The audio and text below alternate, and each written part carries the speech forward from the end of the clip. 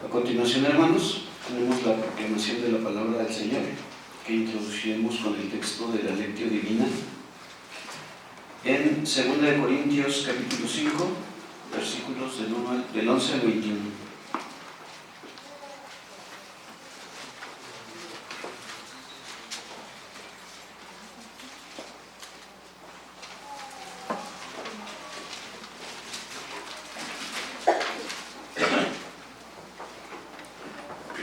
Vamos a leer de forma alternada.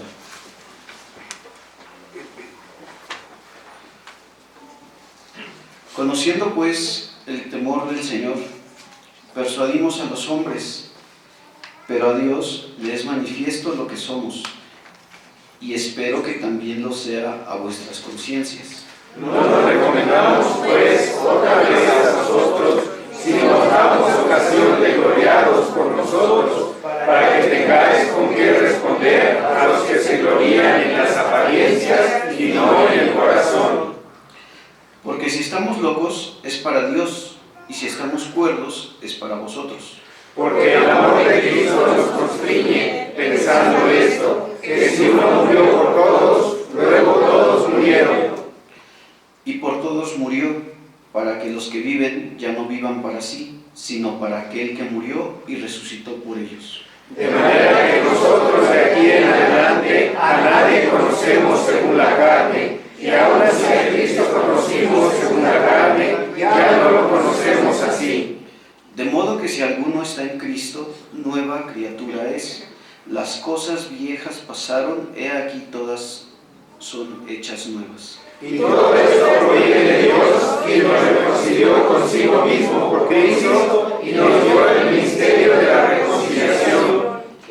Que Dios estaba en Cristo reconciliando consigo al mundo, no tomándoles en cuenta a los hombres sus pecados, y nos encargó a nosotros la palabra de reconciliación.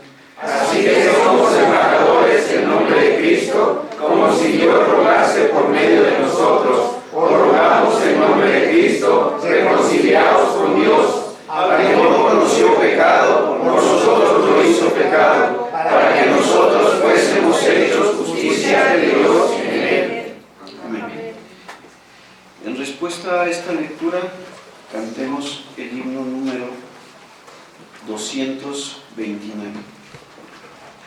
De la 10ª parte del himnario, la Iglesia, su misión y servicio, por J. Walsh y traducción por Vicente Mendoza, himno 229, Pueblo Cristiano, tu misión realiza. Señor,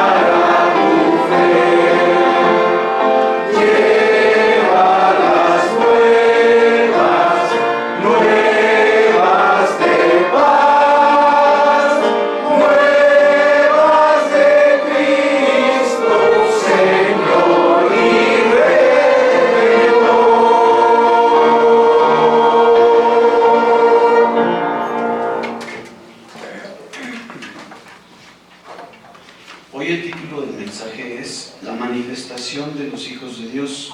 Dejo lugar al pastor Misael Custodio. Estemos prontos por oír y recibamos con mansedumbre la palabra de Dios.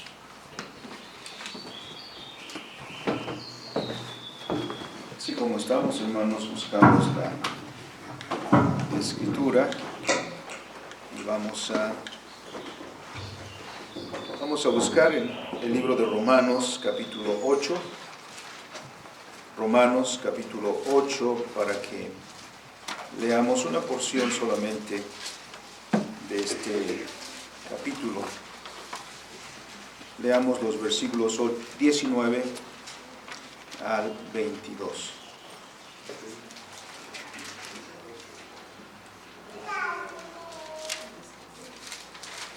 Si lo hemos encontrado todos, hermanos, vamos a leer juntos con toda tranquilidad para que la lectura suene uniforme. Versículos 19 al 22, dice la palabra: porque el anhelo ardiente de la creación es aguardar la manifestación de los hijos de Dios, porque la creación fue sujetada a la gracia, no por su propia voluntad, sino por causa del que la sujetó en esperanza, porque también la creación misma será libertada de la esclavitud de corrupción a la libertad gloriosa de los hijos de Dios, porque sabemos que toda la creación gime a una y a una está con dolores de parto hasta ahora.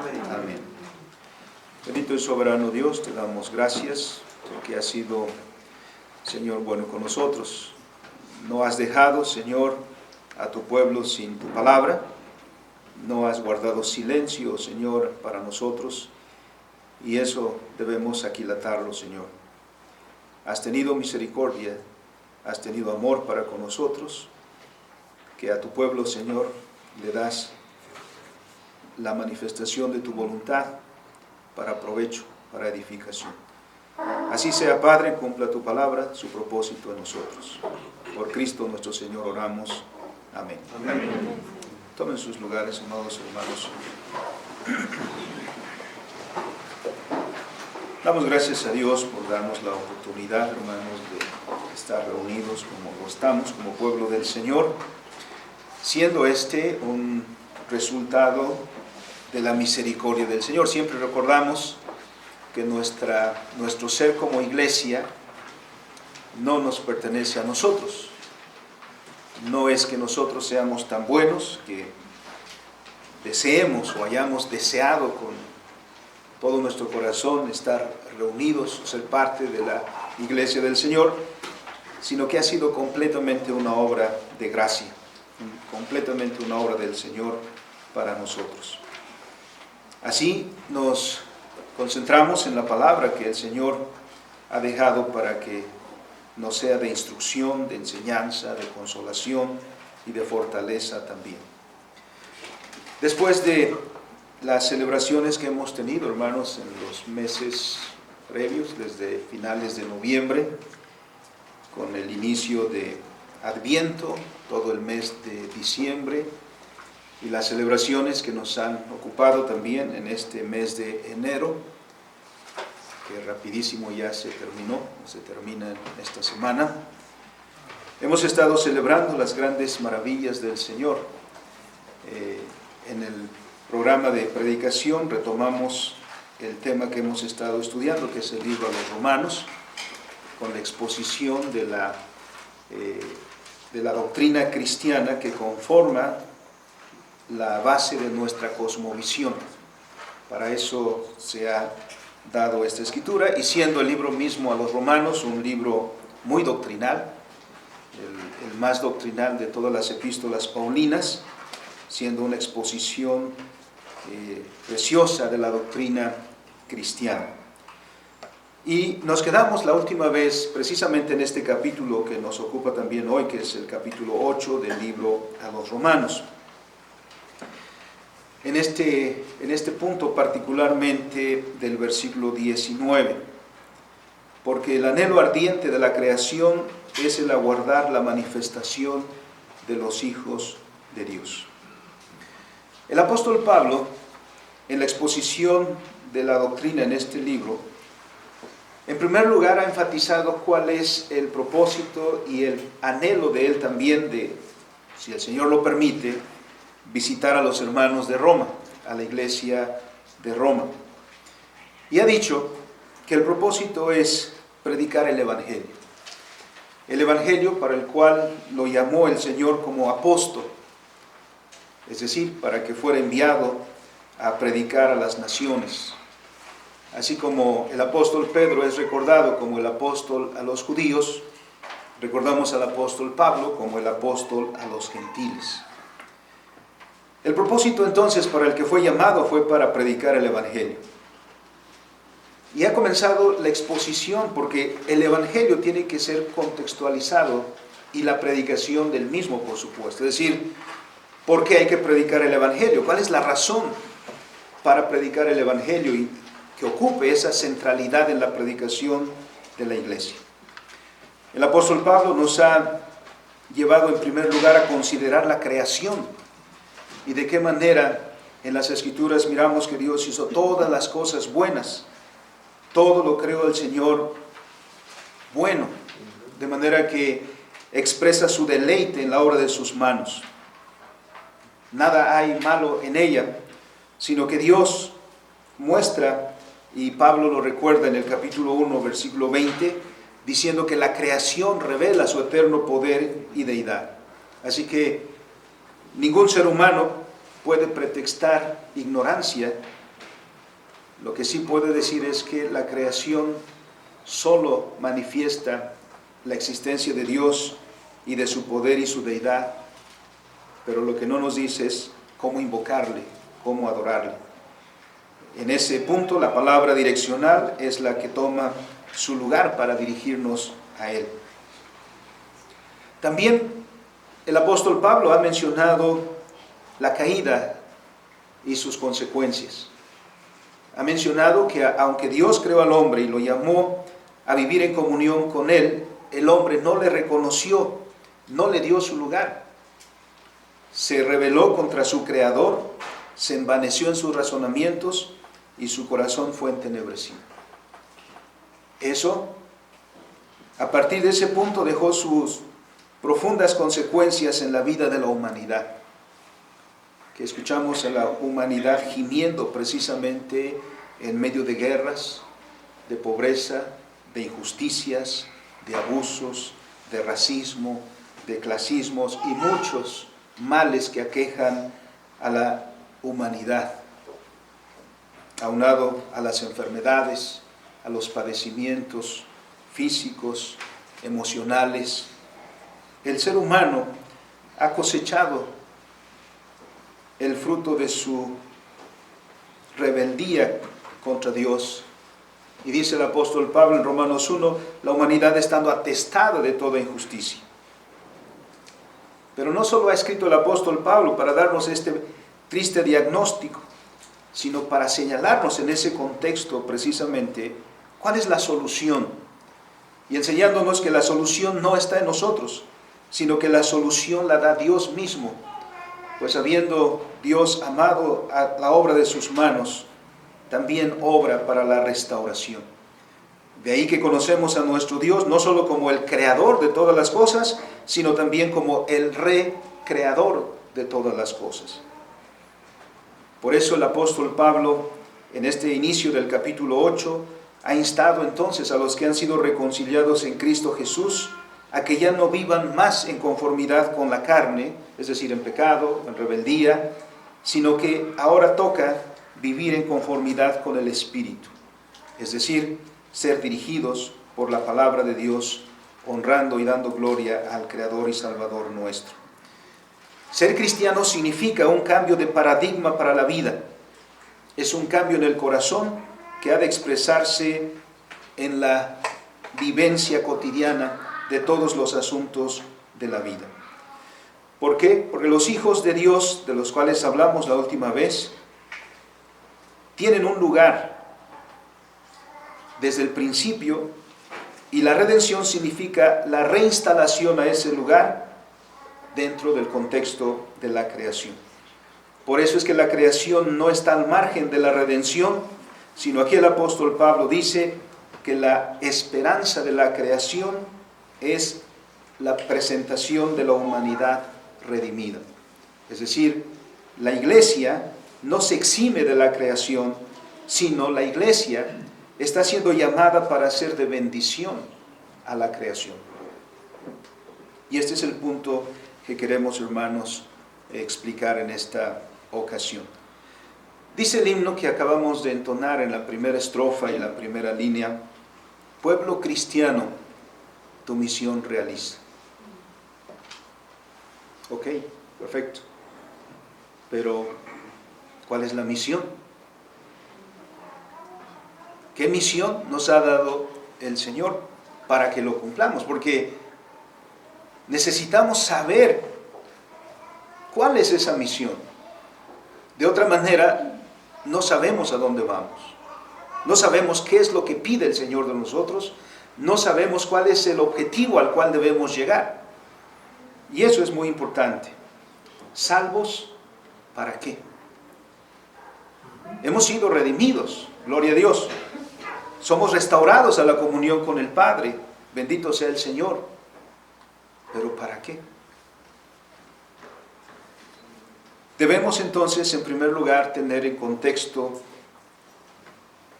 la creación y por qué su esperanza. ¿Por qué dice aquí el apóstol Pablo que la creación está esperando o aguardando la manifestación de los hijos de Dios? Ahora, un comentario aquí sobre este texto. Ciertamente hay un gran énfasis a veces en el texto, y porque el texto mismo así lo manifiesta, que si la salvación ha comenzado, la misma creación y los creyentes están esperando a la completa redención. Y por supuesto que eso tiene que ver con la segunda venida del Señor Jesús, cuando todas las cosas serán restauradas, cuando la humanidad sea restaurada plenamente al shalom, a la comunión con Dios. Pero entre el presente y ese día, cuando todas las cosas sean renovadas, cuando todas las cosas sean restauradas plenamente, no hay un vacío. Entre el presente y ese momento hay una tarea que cumplir. Hay una vocación que ejercer como pueblo de Dios, como pueblo del pacto. Y ciertamente estamos mirando a ese lugar y aspiramos y anhelamos que venga ese momento de la culminación de todas las cosas en el advenimiento del Señor. Pero entre ese momento, que no sabemos cuándo será, y la vocación a la cual nos ha llamado el Señor, ¿cuál es nuestra misión? Y cantemos entonces: pueblo cristiano, tu misión realiza. La creación, como hemos mencionado, y la Escritura misma lo dice, la creación fue creada buena. Hay algunos términos que debemos observar de este pasaje. Primero, vivimos en una creación caída. La creación fue creada buena, pero la creación también se encuentra en una condición caída. ¿Y eso qué ha significado? Bueno, lo expresamos en nuestra vida cotidiana. Por largo tiempo, diríamos por mucho tiempo, por generaciones, la humanidad ha estado sufriendo las consecuencias del pecado.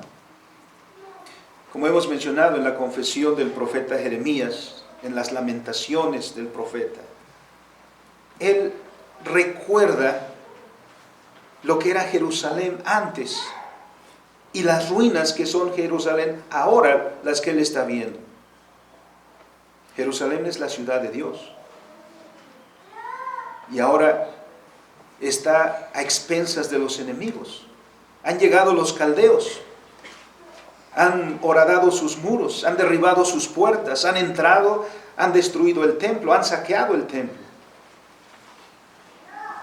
Eso causa un profundo impacto en el profeta que expresa esas palabras. La razón de eso es: pecamos. Nosotros pecamos. Si eso lo trasladamos ampliamente a la humanidad, la humanidad ha estado sufriendo las consecuencias del pecado. Pero como no sabe cuál es el origen de todo lo que está mal en la creación, y la humanidad particularmente, tiende a normalizar el sufrimiento. Dice popularmente la gente, así es la vida, ¿no? Uno sufre, se duele, fracasa. Dice, así es la vida. Sí, porque esa es la única que conoce. Cuando no hay un contexto, dice, bueno, así son las cosas y ni modo. Y entonces llama a la resignación, acepta la vida como es, ¿no? Así que, si del cielo te caen limones, ¿no? Aprende a hacer limonada. Es decir, acepta la vida así, acepta el sufrimiento, acepta. Pero algo dentro de nosotros dice, esto no es normal. Por eso no nos resignamos a eso, sino siempre estamos aspirando por mejorar, por quitar, por superar todas estas adversidades. Anhelamos una vida sin enfermedades, anhelamos una vida sin problemas emocionales, anhelamos una vida sin injusticias, anhelamos una vida sin pobreza. ¿No la humanidad está luchando por eso? Programas económicos, programas sociales, programas educativos. ¿Por qué el esfuerzo para todo eso? Porque hay que salir, hay que superar esa condición en la cual estamos. Pero al no saber cómo, esos esfuerzos se vuelven vanos. Nos esforzamos, nos cansamos y no vemos resultados. Volvemos como otra vez a empezar. Eso se debe a que vivimos en una condición caída y el hombre está sufriendo las consecuencias de haberse apartado de Dios. Y eso está en la vida humana todos los días, pero el resto de la creación también se ha visto afectada. El hombre, que fue puesto en la creación para desarrollar positivamente dentro del shalom toda la creación, es el mismo el que se convirtió en algo negativo para esa creación. Porque dice el texto de Génesis 3, cuando Dios le dice a Adán, maldita será la tierra por tu causa. Por eso dice el apóstol que la tierra fue sujeta a vanidad, o la creación fue sujeta a vanidad, versículo 20. Porque la creación fue sujetada a vanidad, no por su propia voluntad, sino por causa del que la sujetó en esperanza. El término que se traduce como vanidad se refiere a esta idea, algo que es transitorio, algo que es sin propósito, a los esfuerzos humanos que no nos llevan a ninguna parte, porque son esfuerzos que se hacen separados de Dios. En otras palabras, se vuelve sin propósito. La gente dice, ¿para qué trabajamos? Nos levantamos todos los días, nos afanamos en el trabajo,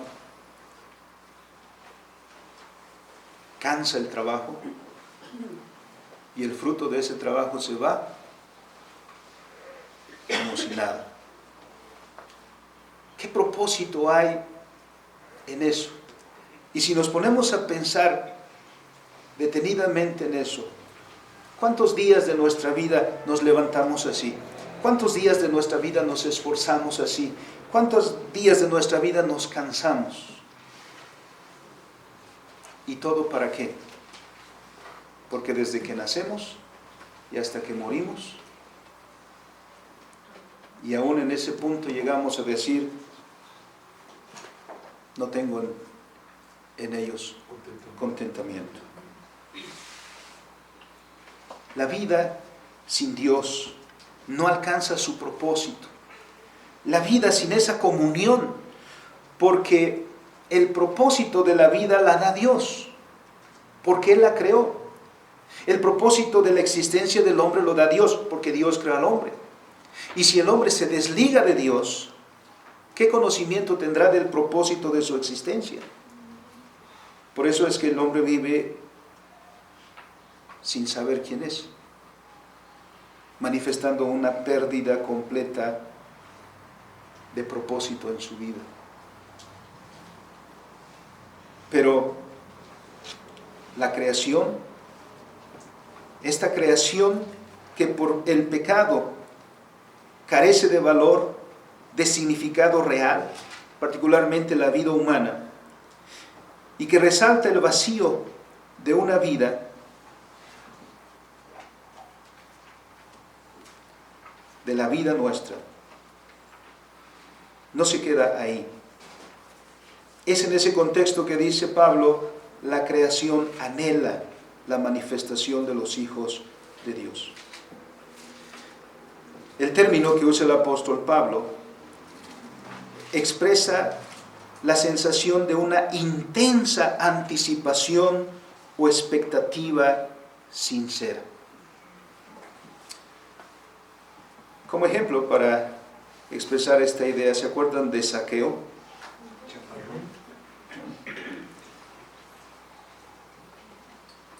Dijeron, el Señor va a pasar por aquí. Anhelaba él ver al Señor. Va a pasar por aquí el Señor. ¿Qué hace Zaqueo?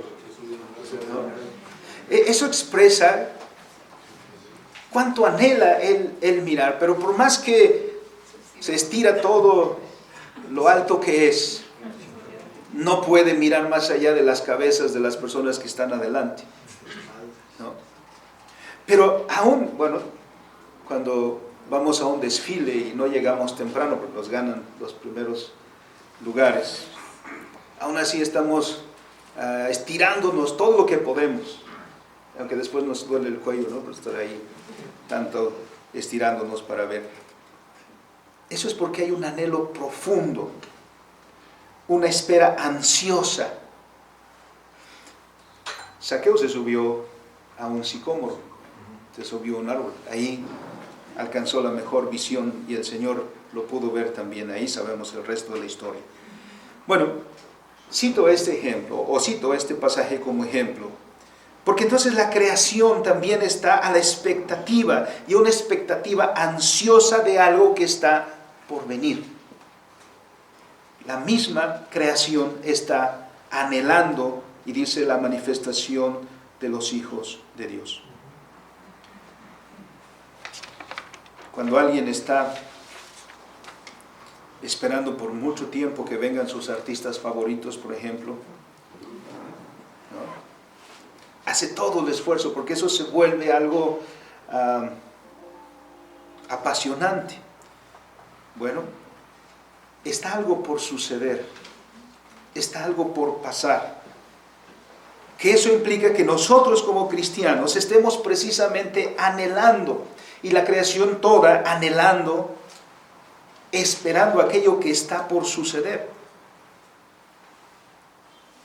Al final de ese pasaje se enfatiza precisamente esta idea de enfocarse en lo que está por venir, en lo que viene, y poner todo su corazón ahí, de manera que lo que está atrás queda entonces atrás.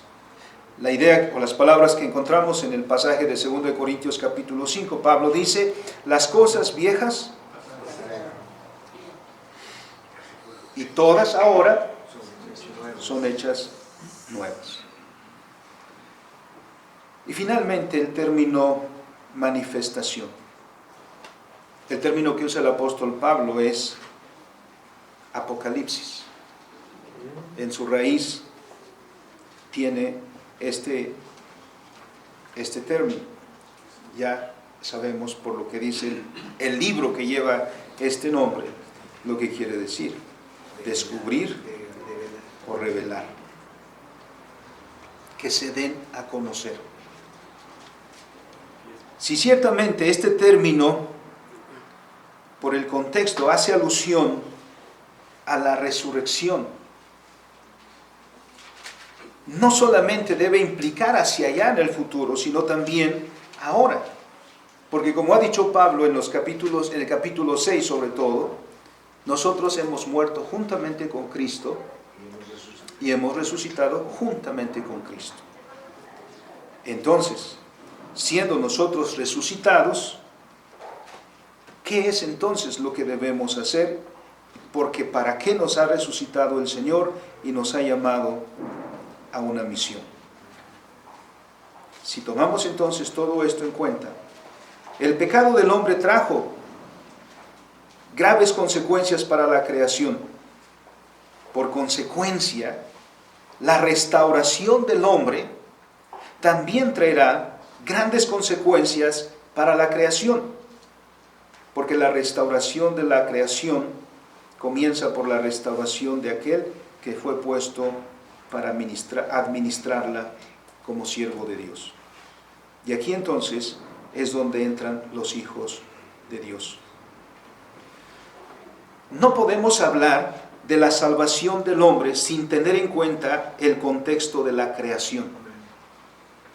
Hay que tener cuidado con eso, porque cuando entonamos este himno de Pueblo Cristiano, tu misión realiza, usaba una ilustración hace poco en las conferencias de la facultad. Pareciera que tenemos la idea de que este mundo se va a acabar, este mundo se va a aniquilar y todo lo que existe en algún momento va a dejar de ser. Si esa es la idea, entonces, ¿cómo entendemos la misión de la iglesia?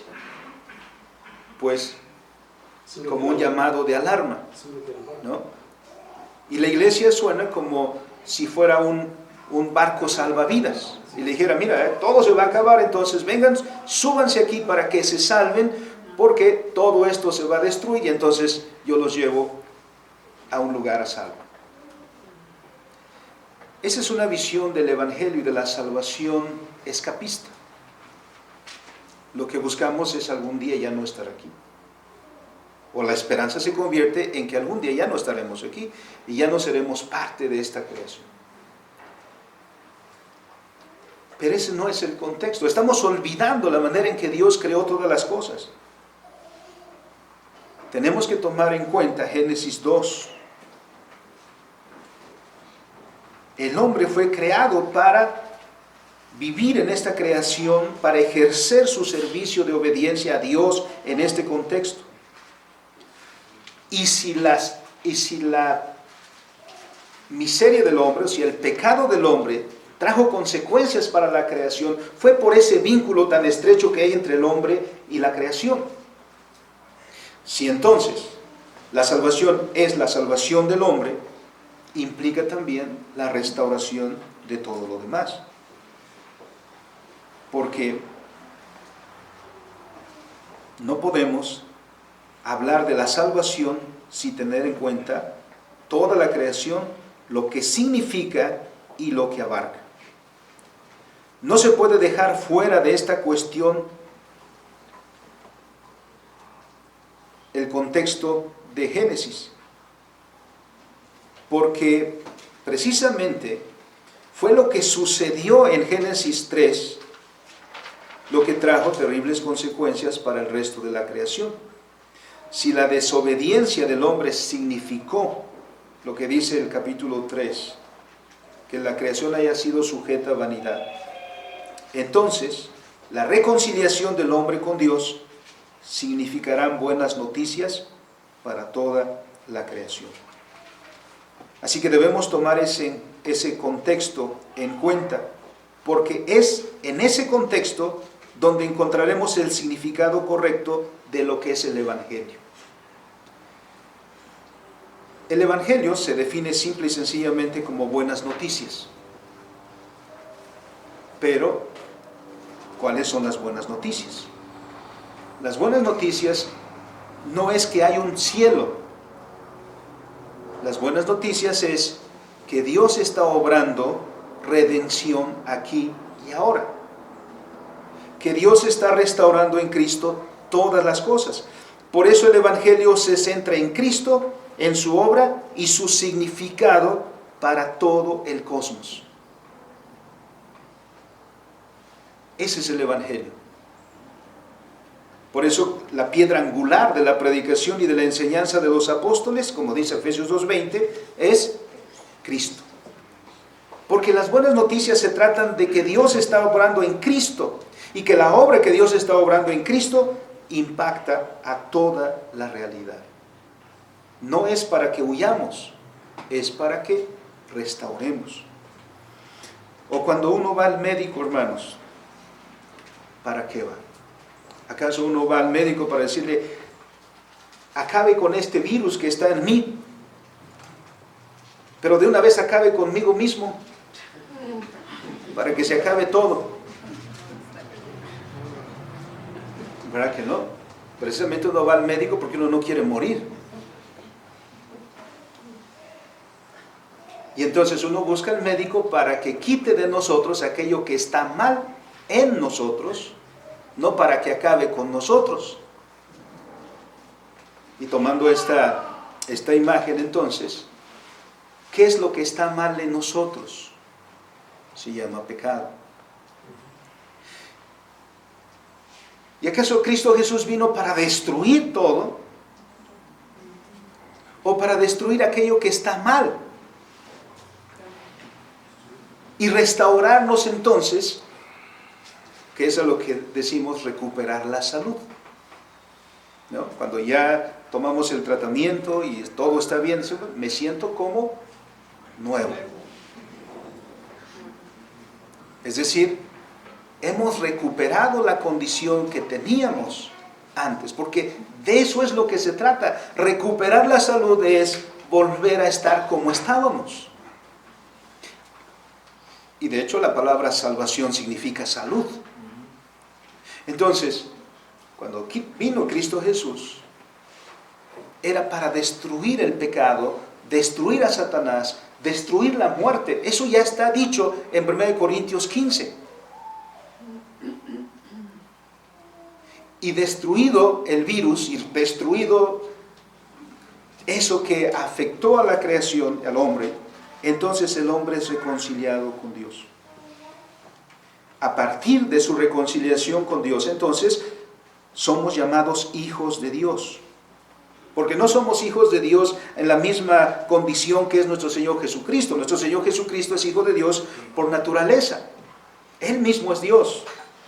Nosotros, como previamente ha dicho Pablo en este capítulo mismo, nosotros somos hijos de Dios por adopción en Cristo Jesús. Y eso significa que a partir de eso, somos guiados y debemos ser guiados en nuestra vida, no por la carne, es decir, el pecado, sino por el Espíritu y por la palabra de nuestro Dios. Ese es el cambio.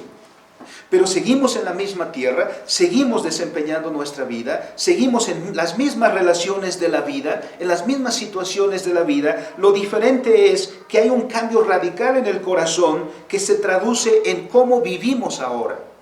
Por eso Pablo insiste en sus epístolas, andad en novedad de vida.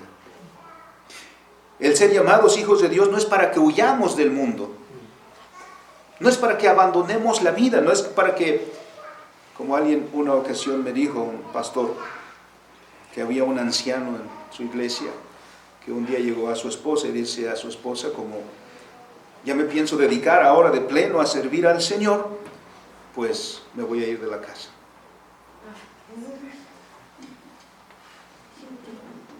Sí, porque ya iba a servir al Señor de tiempo completo. ¿O acaso nuestra fe nos dice que renunciemos a nuestro trabajo?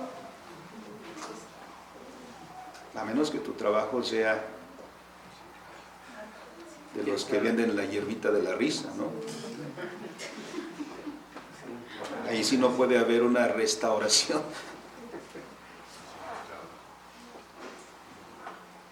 Pero no. Dios nos ha llamado para desempeñar nuestro oficio. Por eso es que nosotros clamamos, como dice el apóstol Pablo, Abba, Padre. ¿Y quién da testimonio a nuestro espíritu de que somos hijos de Dios? El Espíritu de Dios. Por lo tanto, somos llamados herederos de Dios y coherederos con Cristo Jesús, es decir, participantes en común. Y esto es el principio de nuestra vocación entonces. Primero la creación, segundo la redención, y nos lleva entonces a la visión de nuestra vocación como hijos de Dios. Y entonces el principio para que entendamos esa frase, pueblo cristiano, tu misión realiza. No se pueden separar vocación y creación, porque la vocación del hombre está contextualizada por la creación. Una vez más, los seres humanos fueron creados para ser mayordomos de Dios en la creación. Es decir, Dios, al crearnos, lo hizo para que en su nombre nos hiciéramos cargo de la obra de sus manos, tal como al final del capítulo 1 lo dice, haciéndonos a nosotros responsables del desarrollo y del despliegue del potencial de la creación, lo que llamamos mandato cultural. Entonces, no está mal nuestro lugar en la creación, sino lo que vino después. Pero ese principio se mantiene, porque el pecado no anula la obra de Dios, la distorsiona, cuando distorsiona en el principio, en el corazón del hombre. Pero recordemos ese punto, que Dios crea al hombre y lo puso como mayordomo de la obra de sus manos, un administrador, un cuidador de lo que es de Dios. Y ahí entonces debíamos desplegar nuestro potencial también como seres humanos.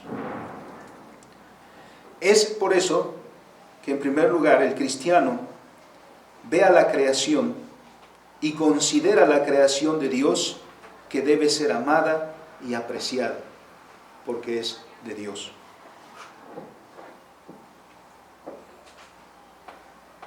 No es el mundo en su expresión estructural que nosotros menospreciamos. Ese es el error de los místicos y de los pietistas y de los fundamentalistas. Cuando dicen no améis el mundo ni las cosas que hay en el mundo, abarcan con ese término casi la vida misma. No, como hemos señalado y hacemos énfasis, la vida la inventó Dios. Y Dios nos dio desde el principio un propósito para nuestra existencia, que es cuando nos desligamos de Dios, que cuando perdemos ese propósito. Por eso sin Dios la vida se vuelve vacía, sin sentido, pierde su propósito. Y entonces no sabemos qué hacer, solo gastamos nuestros días en actividades que no van a ningún fin. Así que debemos tomar eso en cuenta. Lo que sí nosotros, a lo que debemos oponernos, es al pecado.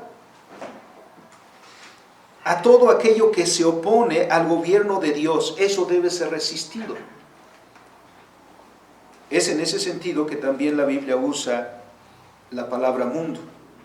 Cuando dice no améis al mundo, no se refiere a la estructura, se refiere a un estilo de vida pecaminoso, un estilo de vida que no toma en cuenta a Dios, un estilo de vida que anuncia su autonomía, su autodefinición.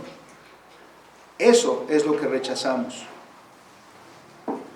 Pero en Cristo recuperamos el verdadero sentido de nuestra existencia.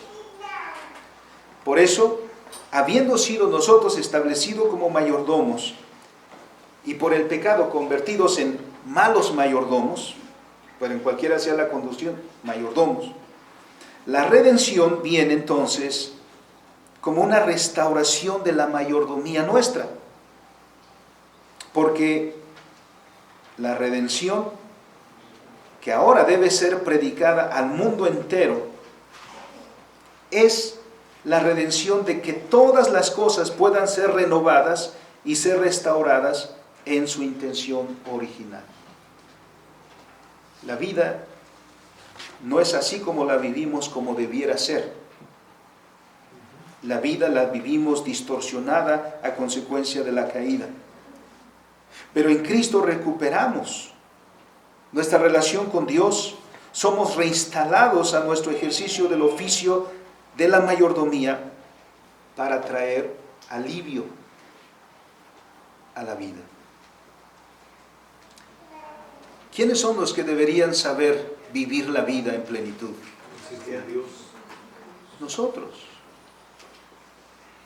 Qué triste es ver cuando nosotros mismos, como hijos de Dios, como cristianos, no sabemos nada de eso y padecemos desintegración familiar, y padecemos desintegración matrimonial, y padecemos todo otro tipo de males, cuando nosotros deberíamos saber lo que es vivir la vida, y vivirla para la gloria de Dios, y vivirla con disfrute, porque aquí no hay ningún mal. Una gran parte del cristianismo ha pensado que el placer es malo en sí mismo. No. Dios hizo todas las cosas no para deleite nuestro. El Señor que creó todo el huerto, toda la creación, y después le dijo al hombre, mira, de todo puedes comer. ¿Qué puso en nuestra lengua y en nuestro olfato? Unas terminales nerviosas que captan los sabores, los aromas, ¿no?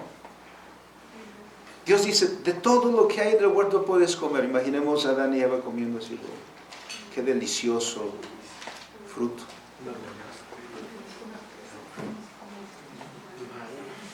Así como nosotros disfrutamos un delicioso café. ¿Para qué hizo Dios todas estas cosas? ¿Sería Dios un Dios tramposo si hubiera creado todo esto y después decir, no sientas placer?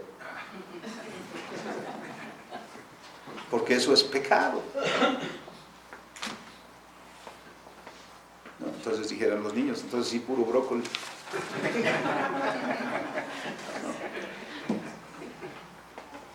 ¿No? La vida, Dios la hizo en esa plenitud de que en ella sirvamos y disfrutemos. Como dice el Catecismo Menor, la pregunta 1, ¿cuál es el fin principal del hombre? Glorificar a Dios, servir a Dios.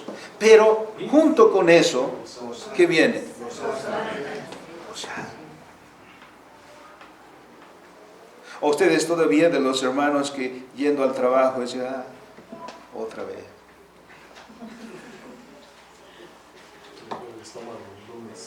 O la mañana el estudiante dice,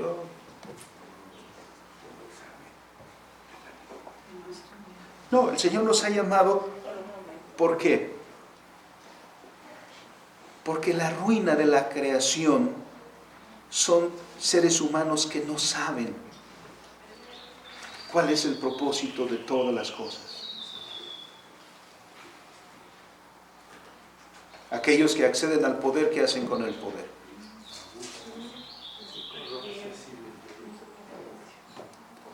Aquellos que tienen la capacidad de las empresas, ¿cómo ven a sus trabajadores? Y los trabajadores, ¿cómo ven a su patrón? A ver cuánto le podemos transar, ¿no? Y el patrón, a ver cuánto puede explotar. Y vivimos en ese problema.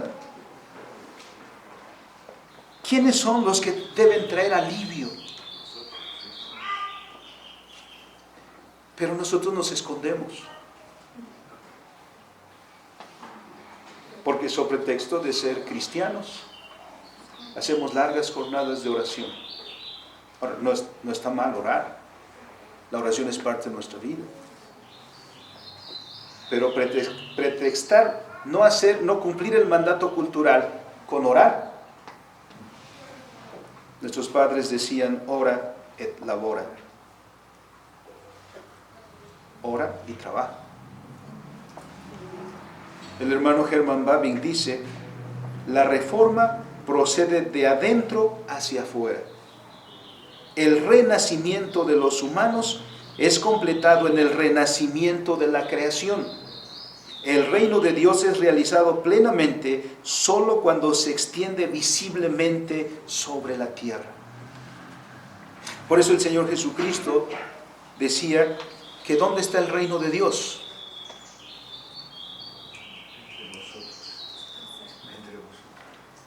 Está entre vosotros, pero solo cuando cumples la voluntad de Dios.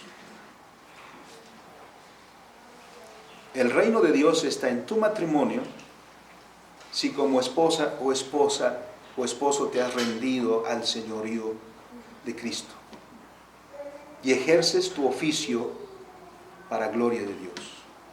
Ahí está el reino. Ahí está el reino donde el que tiene el poder de gobernar hace lo suyo, que es administrar justicia. Porque donde hay un gobernante que administra justicia, los ciudadanos tienen paz. Por eso el libro de Proverbios hace esta alusión.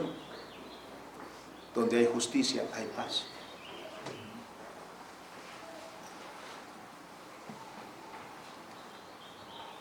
Pero la pregunta es, y en el contexto actual que nos quejamos de todos los males de la sociedad, todos los males que nos afectan también a nosotros, ¿dónde están los hijos de Dios? Es entonces cuando suena este llamado: pueblo cristiano, tu misión realiza. Porque ¿cuál es tu misión? Tu misión es una misión cultural. Tu misión es una misión de servicio, de reconocimiento al señorío de Cristo como Rey y Señor. Y de a ti, la visión tuya de servicio, de obediente servidor de Cristo para hacer toda su voluntad en todas las cosas que tú haces todos los días. Porque es ahí, entonces, cuando el reino de Dios se hace visible. Es ahí cuando los hijos de Dios, que actúan sobre principios diferentes al mundo, están actuando en pro del reino de Cristo.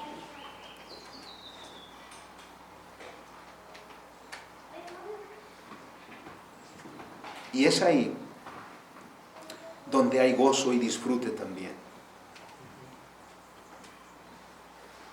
Porque ¿dónde querrán estar los hijos? ¿Donde sus padres son amorosos? ¿O donde sus padres los ven pelear todos los días? No hay lugar más, dice el himno, hogar de mis recuerdos. No hay sitio más que ¿dónde? Que el hogar. Y eso es en todos los ámbitos, donde aquellos que son llamados a servir en el nombre de Cristo ejercen su tarea con dedicación y obediencia al señorío de Cristo. Ahí hay shalom, ahí está el reino de Dios. Y ahí, se puede decir, se convierte en un pedacito de cielo del cual disfrutamos realmente aquello que de Dios recibimos. La iglesia, por lo tanto, institucional, no es un fin en sí mismo. La iglesia de Cristo es como cabeza de playa del reino de Dios, es decir, va abriendo camino al reino de Dios. Por eso, en el libro de Hechos, encontramos que el Señor le dice a sus discípulos que ellos van a ir a todo el mundo, comenzando por Jerusalén, Judea, Samaria y hasta lo último de la tierra, porque la iglesia es cabeza de playa del reino de Dios. La vida nueva no se vive únicamente dentro de los confines de la iglesia institucional. La vida nueva es una vida nueva que se debe vivir en el mundo. Si no es así, la iglesia corrompe su tarea. ¿Por qué? Porque limita el gobierno de Cristo a solo un pequeño espacio, la iglesia institucional. Cristo no es rey solamente de la iglesia institucional, Cristo es rey de toda tu vida. Y entonces, ¿cuál es tu vocación? Sirve a Cristo en todos los ámbitos de tu vida.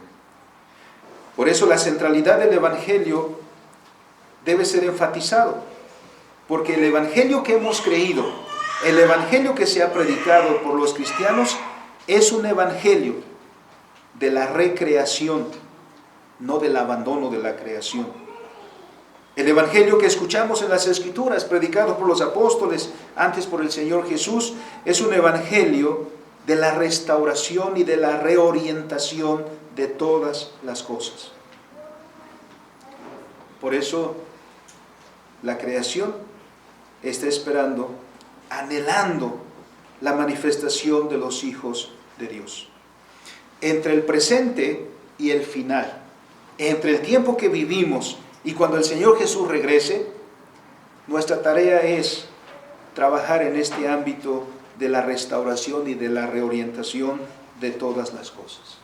Esa es la misión. Esa es nuestra misión.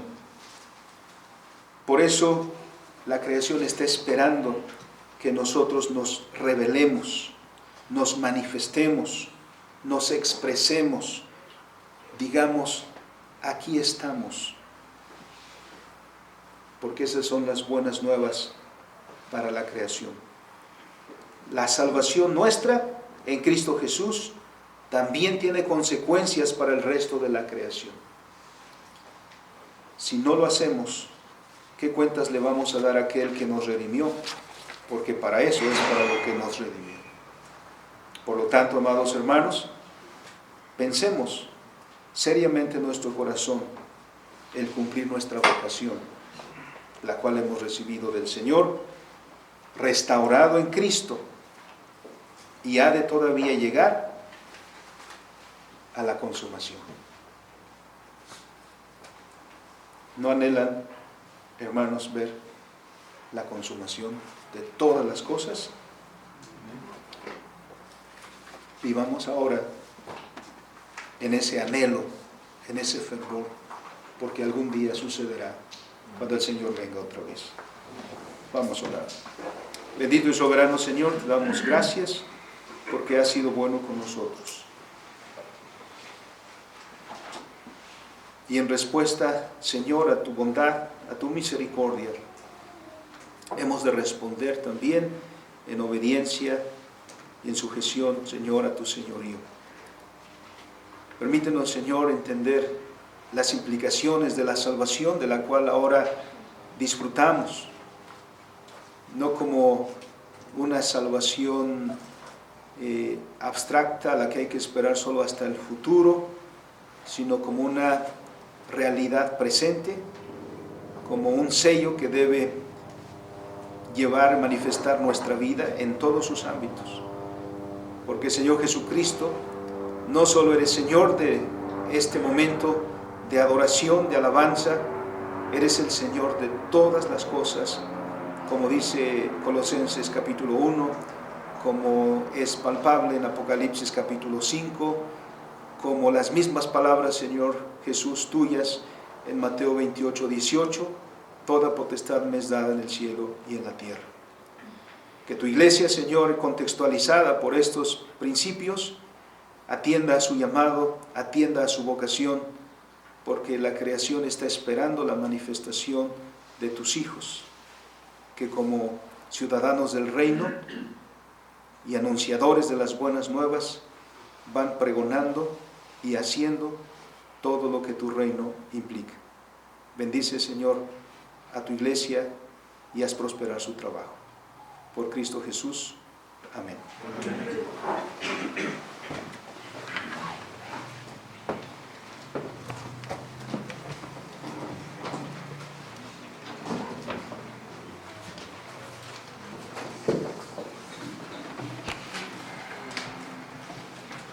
Gracias a Dios hemos escuchado la verdad. Nuestro Señor Jesucristo en Juan 17, 17 dijo al Padre: santifícalos en tu verdad, tu palabra es verdad. Ahora les pido que se pongan de pie. En respuesta a la palabra predicada, vamos a cantar el himno número 224, El mundo es de mi Dios. De la 10ª parte, la Iglesia, su misión y servicio, por Franklin Shepard, la música y letra traducida por Pablo Simón. Himno 224, El mundo es de mi Dios.